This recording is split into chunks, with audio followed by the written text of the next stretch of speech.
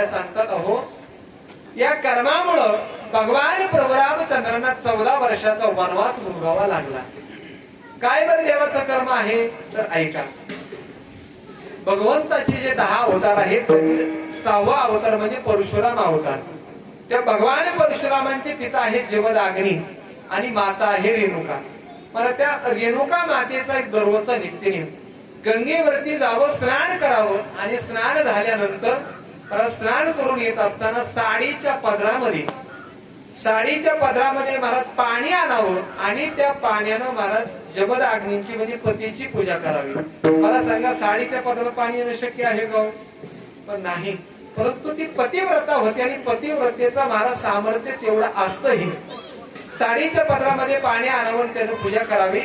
एक दिवशीचा प्रसंग आहे की गंगेवरती स्नानाला गेल्या आणि मनामध्ये फक्त विकल्प निर्माण झाला. स्नान केलं, पदरामध्ये पाणी घेण्याचा प्रयत्न केला, परंतु मला पदरामध्ये काही पाणी येईना. फक्त मनामध्ये विकल्प निर्माण झाला. पातिव्रत्य धर्म भंग पावला. पाणी महाराज पदरामध्ये येईना. शेवटी हताश झाल्या, निराश झाल्या आणि निराश होऊन महाराज परत माघारी तशा रिकाम्या हाताने आल्या. जमदग्नीने पाहिलं, अरे आज ही रिकाम्या हाताने आलेली आहे, अर्थात त्या आरती हिचा पातिव्रत्य धर्म भंग पावलेला आहे. आणि महाराज जमदग्नी म्हणजे अतिशय रागीट ऋषी. आपण जर महाराज एखादा रागीट असेल तर आपण त्याला सहज म्हणतो काय, जमदग्नीचा अवतार आहे की काय? अतिशय रागीट.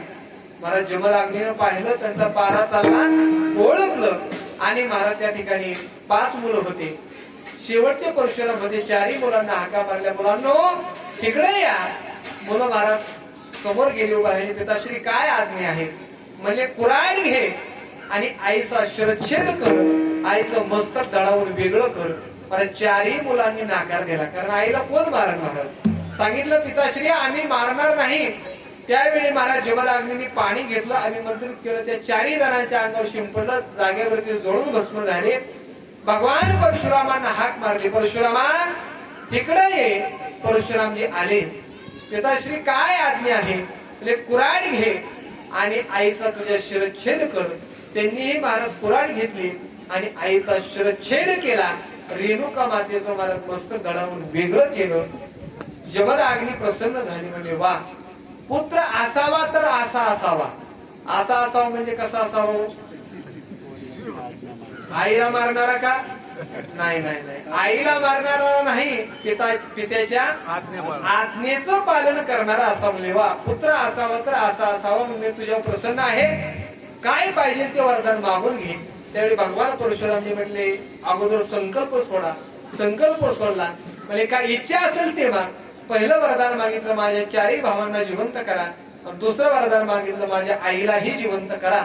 आता महाराज परशुरामांनी ते मस्तक उडवलेलं होतं, म्हणून मला धडा शरीरात वर गेले. पाहिलं तर मला शरीर होतं पण मस्तक नव्हतं. ते मस्तक महाराज शोधू लागले.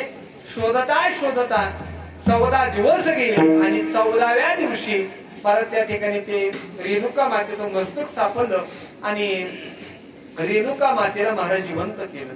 म्हणजे मला सांगा, रेणुका माता प्रेतत्व अवस्थेमध्ये किती दिवस राहिल्यावर? 14 दिवस राहिल्या. आणि मला त्याच कर्माचं फळ म्हणून महाराज तेच भगवान श्री हरी विष्णूंचा 7वा अवतार म्हणजे तेच परशुराम प्रभू रामचंद्रांच्या रूपाने प्रगट झाले.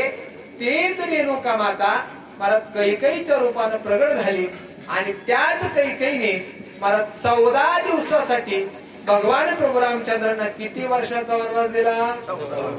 14 वर्षाचा वनवास दिला. म्हणजे 14 दिवसासाठी किती वर्ष वनवास उपभोगावा लागला? 14 वर्ष. कोणाला? देवाला महाराज. म्हणजे केलेलं कर्म देवाला चुकलं नाही तर आपल्याला कुठून चुकवलं?